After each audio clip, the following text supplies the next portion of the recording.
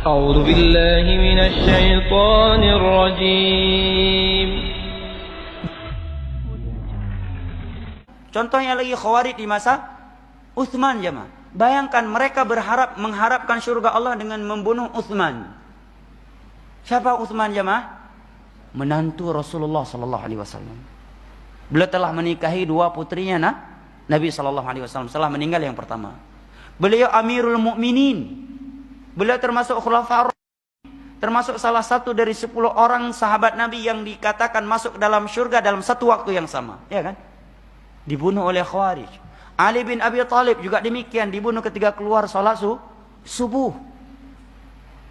Siapa Ali bin Abi Thalib? Sepupunya Rasulullah sallallahu alaihi wasallam. Amirul Mukminin, khulafa ar-rasyidin yang keempat dan menantunya Rasulullah sallallahu alaihi wasallam.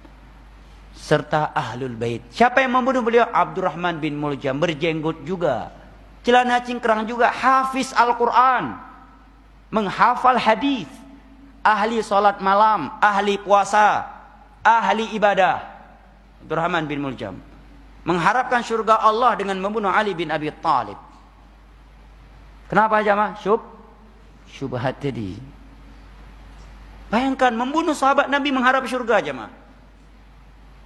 Kenapa? Syubhat. Bahkan kalau kita mungkin hidup di masa dan melihat bagaimana pemerintah mengeksekusi Abdurrahman bin Muljam ini, kita mungkin akan mencela pemerintah dan akan membela dia. Kenapa? Karena ketika tangannya dipotong dia tidak menjerit, tak payah berzikir subhanallah, subhanallah. Matanya dicongkel, tak payah masih berzikir subhanallah, subhanallah. Ketika lidahnya mau dipotong, baru dia menjerit. Maka si Al-Gojo berkata, kenapa baru sekarang kamu menjerit? Kenapa enggak dari tadi? Apa yang dia jawab jemaah? Mungkin kalau kita menyaksikannya, kita akan histeris sama dia. Kita bisa lebay sama dia. Dia jawab, kalau lidah saya dipotong, saya enggak bisa berzikir lagi. Bisa antum katakan orang ini sesat? Hah?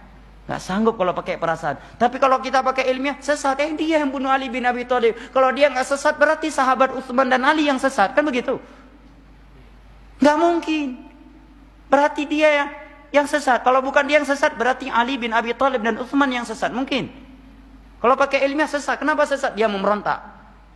Ayat hadis nggak boleh. Ya, mencela, membunuh Utsman, membunuh Ali bin Abi Thalib. Menyuruh orang untuk memberontak kepada Ali bin Abi Thalib dengan alasan Ali bin Abi Thalib tidak adil. Tapi kalau mau pakai perasaan, nggak sanggup jamaah. Luar biasa ibadahnya. Lihat ini orang membunuh sahabat Nabi mengharap surga jamaah. Bayangkan, kita mungkin kalau ada orang bunuh orang lain, orang biasa aja, kita luar biasa menilainya. Ini sahabat Ali, Ali bin Abi Thalib, khulafa ar-rasyidin. Termasuk 10 sahabat yang dijamin masuk surga. Menantu Nabi, ahlul bait, dibunuh oleh Abdurrahman bin Muljam, seorang yang ahli ibadah, hafiz Al-Quran. Penampilannya sunnah. Kenapa? Syubhat. Itulah kata Imam Az-Zahabi, al-qulubu dha'ifah wa syubhatu khattafah.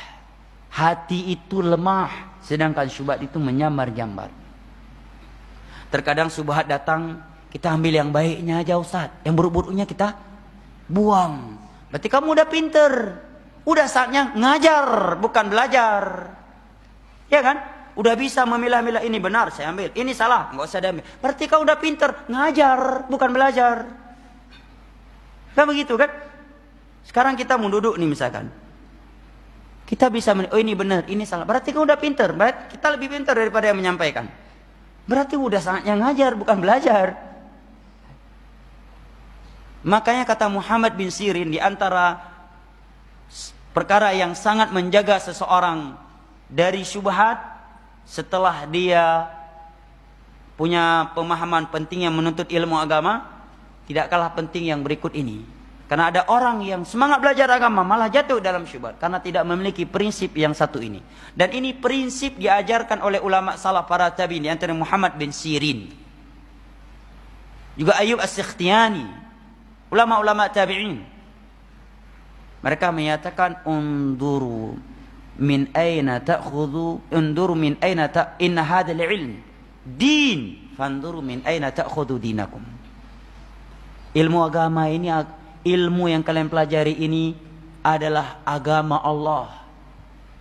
Maka lihat dari siapa kamu belajar agama Allah itu. Bahkan Ayub As-Sikhtiyani, ada orang yang menyampaikan ayat kepadanya, hadis, beliau tutup telinganya karena dia ahlul bidah. Sampai-sampai dikatakan, saya cuma satu hadis, wala nisfa kalimah, walaupun setengah hadis, sambil menutup telinganya. Khawatir kena syubhat. Syubhat menyambar. Apa perintah Nabi ketika kita mendapatkan Dajjal? Falyan'am, kan? Kata Nabi, barang siapa yang berjumpa dengan Dajjal, hendaknya dia menjauh dari Dajjal. Dan hendaknya dia membacakan 10 ayat pertama dari surat Al-Kahfi. Suruh jauh. Sesuatu yang membahayakan disuruh jauhi oleh Rasulullah. Karena kena syubhat. Dajjal yang sangat ngeri. Dia menampakkan syurga yang padahal itu neraka. Dia menampakkan neraka padahal itu syurga. Dia perintahkan langit menurunkan hujan. Turun hujan tiba-tiba. Tanah kering kerontang dia perintahkan tumbuh tumbuhan secara tiba-tiba. Dia bunuh seorang anak muda, dia belah, kemudian dia hidupkan lagi dengan izin Allah. Kalau orang yang enggak kuat imannya akan menyatakan dia Tuhan. Begitu dia katakan Dajjal Tuhan, mati. Su'ul khatimah, menganggap ada Tuhan selain Allah. Syubhat jemaah. Ketika Nabi SAW melihat di tangan Umar dalam Sahih Bukhari ada kitab Taurat. Apa kata Nabi? Amutahawwikuna antum fiha? Wahai para sahabatku, apakah kalian masih ragu tentang Taurat? Maka Nabi SAW menyatakan, andai kata Musa hidup, maka tidak halal bagi kecuali harus ikut kepadaku. Kenapa? Karena Taurat dan Injil setelah Nabi Musa dan Nabi Isa diwafatkan oleh Allah telah diubah, sehingga nggak bisa dipastikan yang disampaikan itu benar ataukah salah. Isi Taurat dan Injil setelah Nabi Musa dan Nabi Isa, di dalamnya ada yang benar, ada yang salah.